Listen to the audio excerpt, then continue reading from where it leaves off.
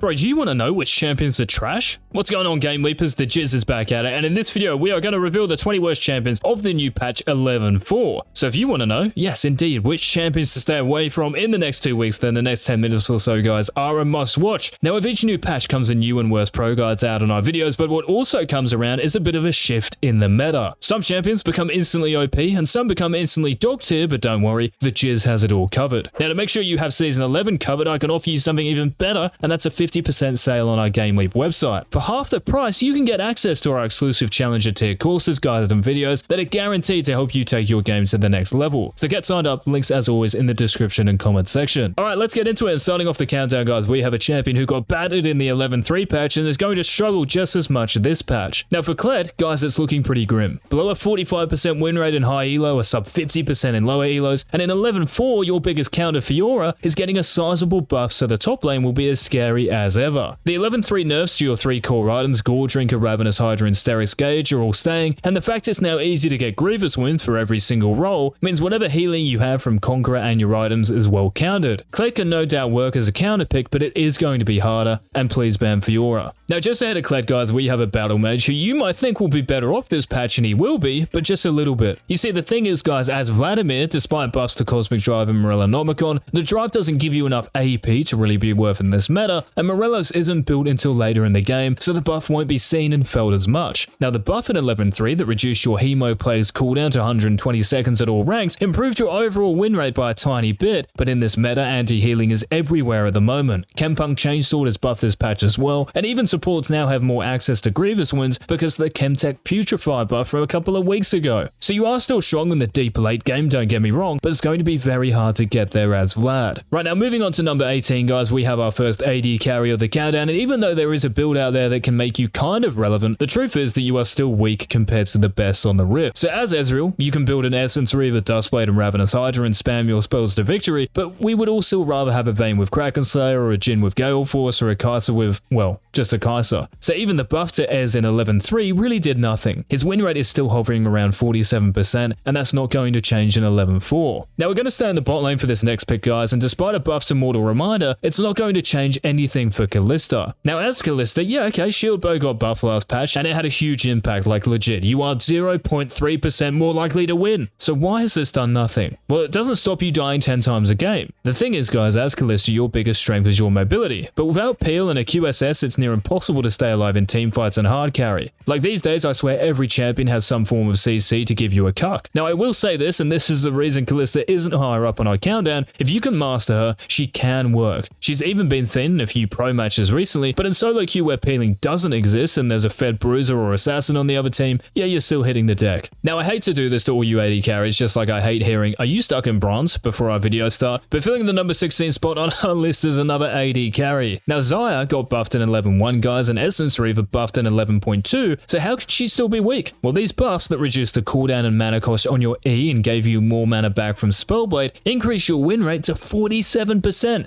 Wow, still trash. Think about the best AD carries as well, guys. Jhin, Misfortune, Vayne. As you don't have the same power spikes, it takes way too long to come online, and I've said this in our previous Worst Champions videos. Her ultimate is on a 3-minute cooldown. With Moonstone Renewer nerfs as well, this means that hard engaged supports like Rel and Leona will be seen even more, and these champions can ruin your day as much as timestamps do on our videos. If I see any comments with timestamps, by the way, someone is going to cop it. Right, now moving on to number 15, and guys, if you are enjoying the video, let us know by smashing that like button, and which champion do you guys think needs a buff the most this season? Let me know in the comments. Now we're heading into the jungle for this pick, so you ADC mains out there can breathe a sigh of relief, and this green cube got buffed this patch, so how can he be in this video? Well, Amumu did get buffed for sure. Your E's base damage is up at later levels, and you do max this first, so it does mean something. The thing is, the jungle is getting nerfed, and though your clear may be a little better from level 4 onwards, you still clear camps as slow as anyone, so you're going to be even worse as a jungler this patch. You run often, you are way more exploitable, and there's a reason why Amumu has a 43% win rate in higher elos. He's trash and sad. Now next up we have another mid laner who unfortunately has been in our worst champions videos for ages, like I can't remember the last time he wasn't in one, and despite the buff to Morello, yeah, nah, this means nothing. So coming in at number 14 guys is AZIR, and in high elo and pro play, he performs well. So if you can master the pigeon, then it's not all doom and gloom, but in Diamond to Iron, it's a completely different story. I mean overall, AZIR has a 44% win rate, which is pretty depressing, and I could stop here, but let's try to understand why. Having your Q up 1 second earlier is kind of useful, which was the 11-2 buff RYZE gave you, especially once you're almost full build for Leandre's Anguish and a ton of ability haste, but how often are you making it to 5-6 items? Now I could say this for any mid laner, but if your team is losing early on AZIR that game is much harder just because you need time to scale. On top of that, Nash's no longer gives you cooldown reduction like it used to, so rushing that is troll, and none of the mythics give you a big enough power spike so you can compete with popular mid laners like Fizz, Echo, Yone, and Yasuo. There are so many more mages to choose from this patch, guys. Okay, moving on to the number 13 on our countdown, and it is one champion who is going to be negatively impacted by the Moonstone Renewer nerfs, even though they are getting a couple of direct buffs in 11-4. So SORAKA, guys, has been struggling to match it with all those heavy CC supports this meta, and the multiple Grievous wounds buffs and ease of access to the wounds means that SORAKA is straight up less effective. You may have more movement speed when you land your Q and a little stronger heal from your W, but these aren't impactful enough to let you go toe-to-toe with the juggernauts of the support role at the moment like Rel and Alistar. Now next up on the countdown, guys, we have a mid laner who is currently the most killable champion in the game, so if you're win trading, definitely pick RYZE, but if you want to climb, just don't. In this meta where damage is flying all over the place and there's no protection, anywhere you go on RYZE is a death trap. Serap's Embrace used to be your savior, you know, because it gave you a big ass shield, but it doesn't anymore and Rod of Ages has been binned, so no health, no survivability. On top of that, Seeker's Arm Guard and Zhonya's Hourglass are 100 gold more expensive, so against AD mid laners like Talon and Zed, you're vulnerable for longer. Now what's funny is that even after the Frozen Heart and Banshee's Veil buffs last patch, 2 items you can build on RYZE, his overall win rate dropped to almost 45%. Just like AZIR, guys, there are a ton of better mages you should play. Now it's that time again to head back down to the bot lane to focus on the number 11 pick of the countdown, and like every AD carry on this list, you are still nothing compared to the cream of the crop. Now you might yell at the Jizz here and say, but CAITLYN's getting more AD and attack speed per level. Well, what the Jizz says to that is, so what? Riddle me this. A Kai'Sa with Kraken Slayer jumps onto you with her ultimate. What do you do as CAITLYN? The enemy Jhin lands his root after the enemy Leona hits you with her ultimate. What do you do? There's no survivability, guys. Even with Gale Force, you're like a leaf blowing in the wind. You are at the mercy of Mother Nature. Don't know how good that analogy was, but it felt right. Now into the top 10 now, guys, and kicking us off, we have another spellcasting supporter who is going to feel the Moonstone Renewer nerf more than most. Now YUUMI was already kind of struggling in a meta where everyone gets one shot and keeping someone alive is impossible. Well, it's going to be even harder now because your Moonstone healing is not as strong until later levels. Which means, as soon as you buy Moonstone, you're going to have less of an impact, and as already mentioned, Grievous wounds are so accessible for everyone, and with the Chainsword buff, the GW is going to be more commonplace, as are defeats. Now defeats are also going to be a theme for the next 2 weeks if you play this ADC mid laner, and this is Lucian's first appearance on our Worst Champions video. So what has caused this? Well, there's 2 reasons, and I reckon you can have a jab at what the first one is. Lucian's power spike with his mythic, be it Gale Force or Kraken Slayer, isn't comparable to the power spikes of the best AE carries. So even if you do get a lead in the early game, which you can still do because you are very strong for the first 10 or so minutes, if you don't capitalize on your lead, you're donezo. Now even if you do maintain your lead, because you're such a short range AD carry, to be able to dish out damage you have to be close to the enemy champions, and this is the issue. If you get too close to a Darius with Stridebreaker or a Rel with her ultimate or an Anivia with hers, you are going to die. A 47% win rate across the board is no lie. Okay, holding the 8th spot on the countdown, guys, is another jungler who is going to be as useful as a wet paper bag for the next 2 weeks, so if you're playing Trundle, either take him to the top lane or just stop trolling.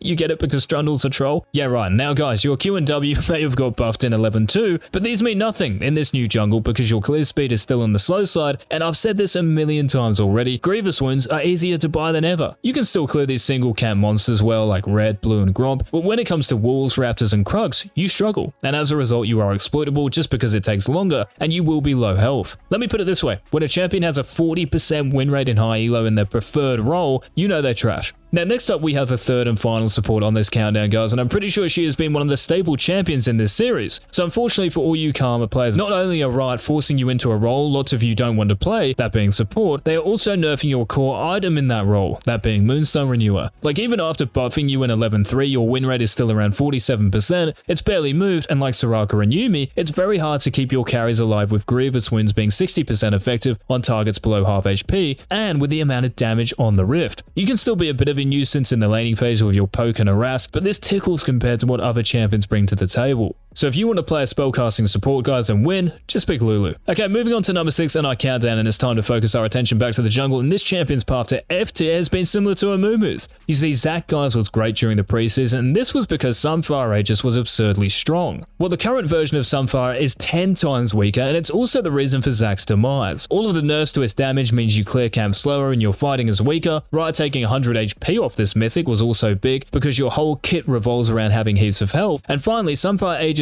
mythic passive changing last patch so that it no longer gives ability haste was the nail in the coffin. Keep in mind, guys, the cooldown on Zac is his next most important stat as well, after health of course. The fact that the jungle will rely on quick clearers more than ever before gives you way less margin for error too, and you are way more reliant on your teammates, and let's be honest, who on earth wants that? Okay, we're now at the top 5, guys, and we have big champions to reveal, but before we do, one last friendly reminder to head on over to our website when I stop talking, because you are guaranteed to improve and hard carry and win and climb. Join thousands of your fellow summoners and get amongst it. 50% off, by the way, links down below. Alright, up next, guys, I promise you that this is the second last marksman on the countdown, and we can't run from the fact that your chances of winning on APHELIOS are not that high at all. All you have to do is look at the 47% win rate. I swear every champion has a 47%er on this list to know how hard it is to get a W. Now, Runaan's Hurricane may well be 800 gold cheaper than before, but your Kraken Slayer or Gale Force Spike isn't quite up to par with Vayne's and Jhin Spike. Also, Riot fixed the bug in 11.2 where your Severum Q was dealing 100% of Kraken Slayer's true damage. Now, nothing this patch remedies any of these nerfs and problems, and yes, he is sometimes picked in pro play, but that's because pro teams are coordinated. For the most part, they have communication and a strategy, two things that most players have never heard of. Like, the big problem, guys, is that unless you play perfectly and dodge every single skill shot and CC in the game, it doesn't matter if you have Runaan's a minute or two earlier, you're still going to die. Now, just ahead of APHELIOS beating him to the number 4 spot is another jungler who is underperforming big time at the moment, and even if you master this champion, your chances of winning are super